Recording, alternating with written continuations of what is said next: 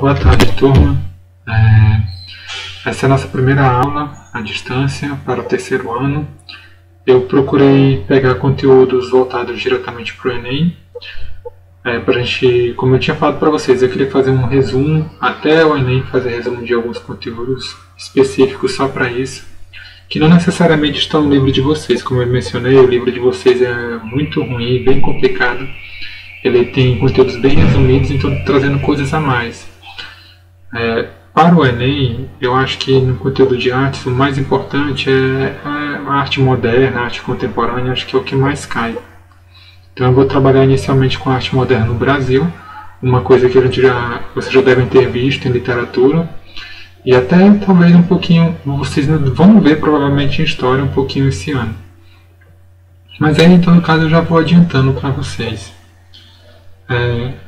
Então, a arte moderna no Brasil, ela começa a aparecer, ou começa a ser produzida a partir do início do século XX, por volta de 1920, 1930, principalmente em decorrência do grande fluxo migratório de italianos, de europeus, de asiáticos também para o Brasil, para São Paulo. E do intercâmbio muito grande entre artistas brasileiros que foram estudar na Europa ou que se tornaram amigos de artistas europeus, artistas que trabalhavam com uma perspectiva de vanguarda, ou seja, artistas que já traziam um conceito inovador para a arte de modo geral. Muitos desses artistas, quando voltaram para o Brasil, vieram em busca, por exemplo, do que seria a identidade brasileira. É o caso da Anita Malfatti, do Oswald de Andrade. Todos eles já vieram, quando vieram para o retornaram para o Brasil da Europa, viajaram para vários lugares do país, para Minas Gerais, para o interior, em busca das raízes brasileiras, assim como também outros artistas vão tentar criar algo inovador, algo original brasileiro. O principal veículo de comunicação que eles usavam era a revista Claxon, que era um mensário, como eles chamavam. Todo mês eles traziam coisas novas sobre a arte moderna. Inicialmente em São Paulo, depois em todo o Brasil. Eles passaram a publicar entre 1922 e 1923. Então, percebam que até a arte gráfica nesse período se modificou. Lá no final do slide a gente vai falar um pouquinho sobre a tipografia. E olhem bem a tipografia dessa revista, e ela já tem um aspecto, como a gente pode já se referir, da arte moderna. Bom, então nesta aula a gente vai ver um pouquinho sobre a arte moderna, a questão do muralismo, da arquitetura, escultura, surrealismo, tipografia, como mencionei, a modernização do teatro também é algo importante, muitas vezes deixado de lado o teatro.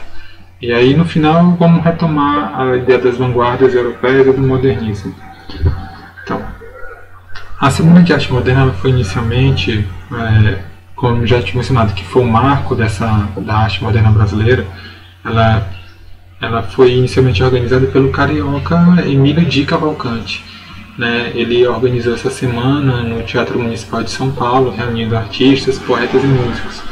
Ele preparou várias exposições de artistas amigos dele, como por exemplo a Anita Malfatti, o Vicente do Rego Monteiro, ele mesmo, o Di Cavalcante, colocou várias esculturas, o Vitor Brecheret também. Em comum, todos esses artistas tinham uma ideia tinham por objetivo rejeitar o chamado espírito conservador, que tomava de conta da produção literária, musical, visual do país. Assim como também na Europa a ideia era a mesma, rejeitar aquele espírito clássico do academicismo ligado à arte. Então, todos eles clamavam nos seus discursos pela liberdade de expressão. Esses movimentos de vanguarda que ocorriam na Europa, como vocês sabem, passaram a ser chamados de modernismo. E eles tinham características em comum, era o desejo de romper com as formas do passado, propondo novas soluções estéticas e sociais, e o interesse por questões inerentes à linguagem artística. Esses grupos vão promover uma intensa troca estética entre as linguagens, Por exemplo, a poesia vai sofrer uma grande influência do cinema, da fotografia, a literatura vai ser afetada pela narrativa do cinema, a arquitetura vai adotar princípios da composição da pintura, nas artes visuais, a pesquisa de novas possibilidades de linguagem levou os artistas a se interessar por uma arte não representacional, isto é, abstrata, que operava principalmente com formas, linhas, cores, texturas, pesos, volumes, explorando, claro, novas técnicas e materiais, buscando uma aproximação maior entre a arte e a vida cotidiana. Então, o evento em si foi muito importante por reunir todos esses artistas e todos eles congregando as mesmas ideias de crítica ao conservadorismo e pedindo mudanças para o cenário artístico brasileiro. Depois, com o tempo, Oswald de Andrade e a Tarsila acabaram se tornando o centro, né, desse movimento modernista, já que eles estavam produzindo em grande quantidade, e já que eles estavam se tornaram o casal pop, né, o grupo mais popular entre os modernistas. Em 28, o Oswald ele vai publicar o chamado Manifesto Antropófago, o texto onde ele vai expor as ideias dele do que seria a identidade brasileira, né, do que seria do que deveria ser o modernismo brasileiro. Segundo ele, ele vai dizer que no texto ele vai propor o termo antropofagia para designar o processo de formação da cultura brasileira. Segundo ele, cabia aos brasileiros, né, deglutir a estética da cultura europeia e as influências culturais dos negros, dos indígenas, e a partir desse banquete produzir algo genuinamente brasileiro. Então, nesse texto ele vai propor essa ideia de a gente receber essas culturas, aprender com elas e criar algo genuinamente brasileiro, algo novo, né?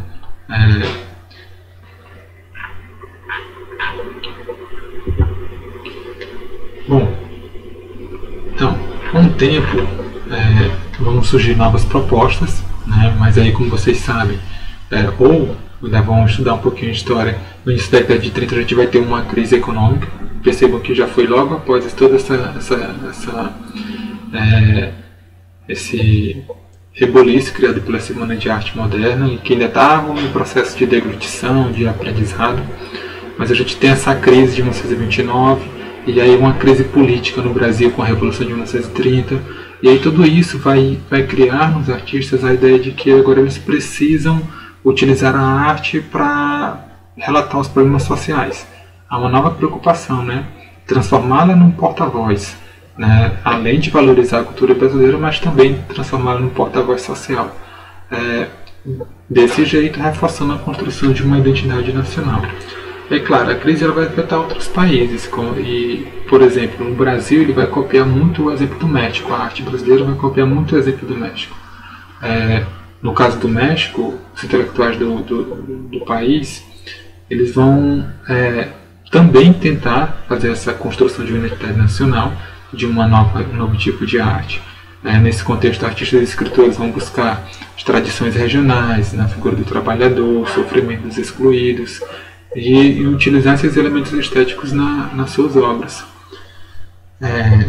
O principal pintor, o principal artista brasileiro que vai assumir esse papel central de ser esse porta-voz é o Cândido Portinari.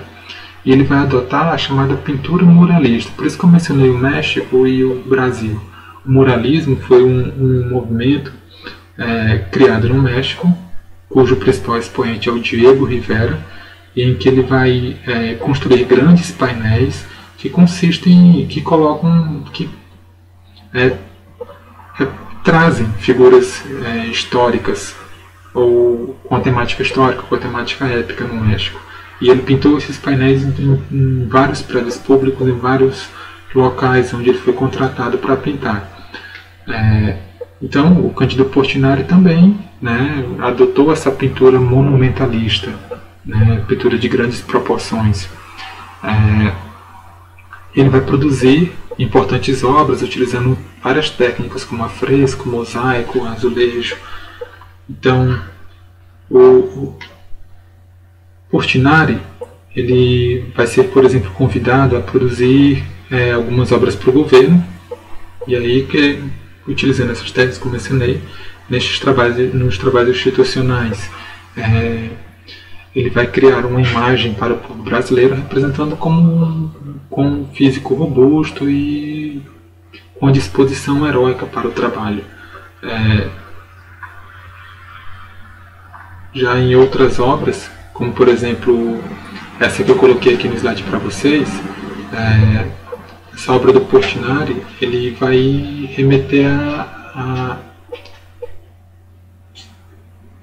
remeter aos problemas sociais brasileiros, né, que é inclusive comentado pelo Graciliano Ramos, que é outro dos membros desse grupo de artistas que querem se tornar porta-voz da sociedade. Nesse quadro, que comentado pelo Graciliano, ele vai dizer o seguinte, né, que dos quadros que o Portinari mostrou para ele, o que mais comoveu ele foi o daquela mãe com a criança morta, que seria esse o caso, né? Então, entre os grandiosos murais que o Portinari vai pintar, a gente vai ter os afrescos da série dos ciclos econômicos brasileiros. Vai ser realizado no edifício do Ministério da Educação. O projeto do edifício ele vai ser de um dos grandes arquitetos modernos brasileiros, que é o Lúcio Costa, contando com a consultoria do Le Corbusier, que é um arquiteto francês, que também é muito, muito famoso, né? Além disso, o projeto ele é um projeto, depois vocês podem até dar uma pesquisada nesse edifício. Hoje em dia ele é o Palácio Gustavo Campanella. Vocês podem dar uma pesquisada nele. Também teve a contribuição do Roberto Burle Marx, que era um paisagista também muito conhecido no século XX. Burle Marx, inclusive, fez alguns projetos aqui no Piauí. O Jardim do Palácio do Karnak foi ele. A Praça Lúcio Costa, que é aquela praça próxima à Cepisa, foi ele também, Eletrobras atualmente. Então, aqui a gente tem as fotografias dessa série de murais feitos pelo Cândido Portinari, tá? Aí vocês também podem dar uma pesquisada sobre Diego Rivera, sobre o muralismo, que é um movimento, como eu disse, criado no México e adaptado pelo Portinari aqui no Brasil. Então aí a gente tem o ciclo econômico, dentro do ciclo econômico tem os afrescos do pau-brasil, da cana, do gado, do garimpo, o fumo, o algodão, café, cacau, da borracha. Então a gente tem todos esses afrescos pintados por ele. Aqui no exemplo a gente tem o do cacau e o do café. Então bom, aí o Portinari nesses painéis vai trabalhar com os tons sóbrios, produzindo um documentário visual das principais atividades econômicas do país até aquela época. Bom, então aí deixando um pouquinho de lado o muralismo, né, e o muralismo como um movimento modernista aqui no país, a gente vai tocar um pouco no tema do surrealismo. Durante as décadas de 30 e 40, outros artistas brasileiros vão se interessar pelas questões relacionadas à mente, aos sonhos e ao corpo. O surrealismo em si, como um movimento modernista, ele vai emergir com base nas ideias defendidas por André Breton. No Manifesto Surrealista, de 1924, Breton ele vai propor que o indivíduo se libertasse das forças racionais para exprimir sem censura os impulsos inconscientes e os verdadeiros desejos. Então os brasileiros também vão entrar nessa, né, de trazer essas questões da mente, do subconsciente, do sonho, do corpo, tá, influenciados principalmente pela psicanálise. Aí esses surrealistas vão utilizar diversas coisas, como por exemplo a poesia, a colagem, pintura, escultura, fotografia e o cinema, né? Há um forte movimento do cinema surrealista também. Quem tiver interesse em conhecer um pouquinho é bem interessante também. Então, encadeando, né, situações incompatíveis, esses artistas promoviam em seus trabalhos uma espécie de choque conceitual, As atividades surrealistas envolviam uma série de técnicas para liberar o fluxo do irracional, do inconsciente, tais como a análise dos sonhos, a livre associação de palavras, a escrita automática, transes hipnóticos. Então o objetivo era estudar, ajudar as pessoas a encontrar a surrealidade, ou seja, aquilo que está além da estreita noção do real. Um dos artistas surrealistas, que era o Ismael Neri, né, ele vai dizer que preferia se apresentar como filósofo. Seus textos e imagens eram uma forma de traduzir ideias filosóficas, as quais chamam de essencialistas. Né? Esse é um dos quadros do Neri, chamado Olhe sobre Composição Surrealista, de 1929. Ele acreditava que o homem era feito de carne e sonhos. Então, nessa pintura, ele cria uma impossibilidade visual. Nos sonhos, chegamos a experimentar a sensação de que as coisas e as pessoas se fundem. Então, a ideia é essa, né? Fusão entre os sonhos e as pessoas, feitas de carne. Essas ideias estão impressas em suas pinturas, como eu acabei de mencionar. E, diferentemente da maioria dos contemporâneos modernistas, a ele interessava o universal e não o nacional ou regional. A Maria Martins, que é uma escultora também,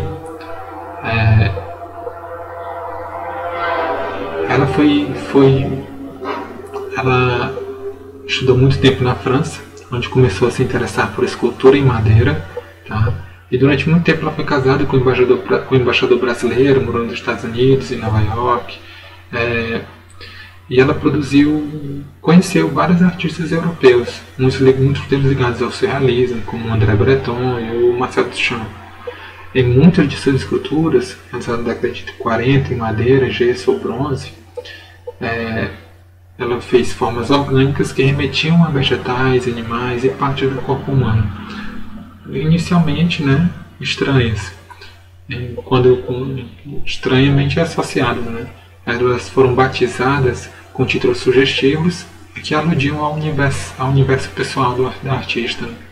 Como o impossível, saudade, minha canção e aspectos da cultura tradicional brasileira. Então a Maria, em 42, ela vai realizar um conjunto de esculturas de bronze com temas extraídos do imaginário brasileiro, e ela vai chamar essa série de Amazônia. Entre as esculturas a gente vai conhecer a Iara, a Boiúma, Cobra Grande, Boto, Iace, abordando vários mitos amazônicos. Então, essa exposição vai atrair inclusive a atenção do Breton, como mencionei, que é o criador do movimento surrealista, que inclusive acreditava ser o mito um aspecto capaz de unificar as pessoas e os povos de todos os tempos e lugares. Aqui então a gente tem um das esculturas da Maria Martins, né, o Impossível. Durante o tempo que ela conheceu o Duchamp, ela vai concluir várias versões dessa mesma pintura, tá? Então a gente tem aí um desses exemplos de escultura surrealista. Quem quiser depois dar uma pesquisada maior sobre os movimentos que eu mencionei, o muralismo, o surrealismo, certo? Então aí, dentro do modernismo, a gente vai ter também o papel da tipografia. Vai ser muito explorado, como mencionei, inclusive na revista, está mostrando lá, né, a revista principal, expôs as ideias principais deles. Os poetas e artistas que vão participar da vanguarda, que participaram da vanguarda europeia no início do século XX, se inspiravam principalmente em Filippo Tommaso Marinetti, poeta italiano e criador do manifesto futurista. Então, futurismo, que inclusive é a capa desse livro de poesia do Marinetti, está aqui do lado, né? Ele vai trazer essa forma visual da palavra, que ele vai pensar a poesia a partir dessas três questões: a letra, o texto e a página, que a poesia não estaria só no que está escrito, mas também na forma em que ela está exibida, né? Então aí a tipografia,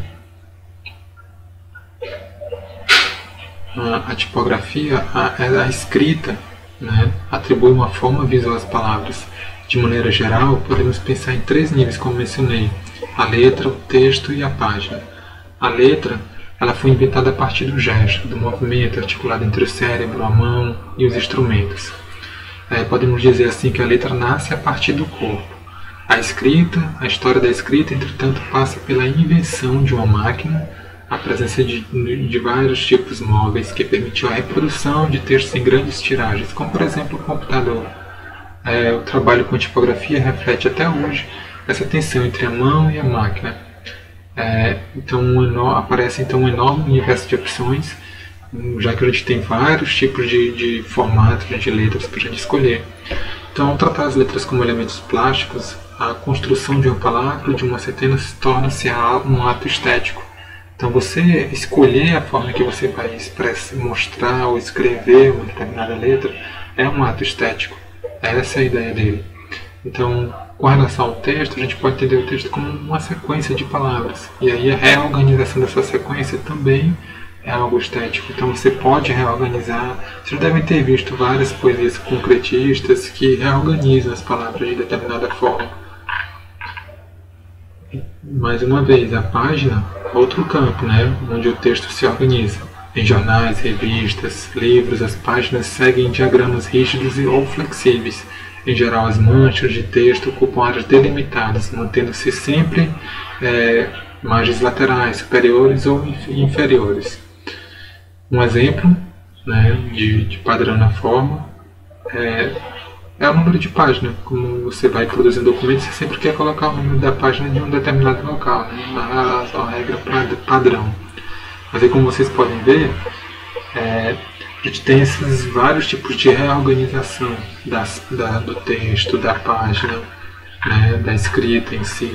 Então tudo isso liga ou coloca a tipografia como mais uma arte moderna. Bom pessoal, eu acho que a aula já está ficando um pouco longa. Aqui é mais um exemplo de tipografias, coisas que dá para fazer. Hoje em dia está muito comum o trabalho com a tipografia. Tem muita gente escrevendo ou vivendo, trabalhando em cima da tipografia, ganhando dinheiro com tipografia, escrevendo coisas à mão. Tudo isso valoriza o trabalho artesanal. Então, como eu estava dizendo, acho que a aula está ficando um pouco longa. Eu vou deixar para falar sobre o teatro na próxima aula. Então,